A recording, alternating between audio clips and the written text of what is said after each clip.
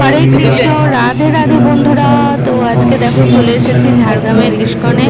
ইস্কনটা কিন্তু অনেক দিন বানানো হয়েছে, কিন্তু আসবার করে আসতে পারিনি। বলে যে ভগবান যতক্ষণ না চাইবে তুমি কিন্তু তার মন্দিরে যেতে পারবে না। আর সত্যি তাই, ভগবানের ইচ্ছে ছাড়া কোনো কিছুই হয় না এই পৃথিবীতে। আজকে দেখো, আজকে কোনো প্ল্যান ছিল না, হঠাৎ করেই কিন্তু ইস্কন আসা হয়ে গেল। তো ভীষণ ভালো লাগলো, অনেকটা টাইম ইস্কনে কাটালাম।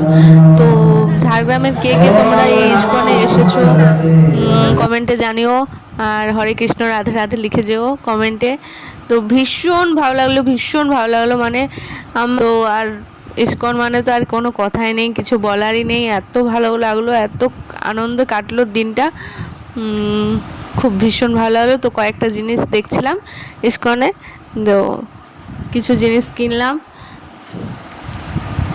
তো তোমরা ঝাড়গ্রামের কে কে, ঝাড়গ্রামের ইস্কনে কে কে এসেছো কমেন্টে অবশ্যই জানিও। ঠিক আছে, আজকের মতন টাটা, রাধে রাধে। সবাই ভালো থেকো, সুস্থ থেকো, আর ভিডিও দেখতে থাকো। টাটা।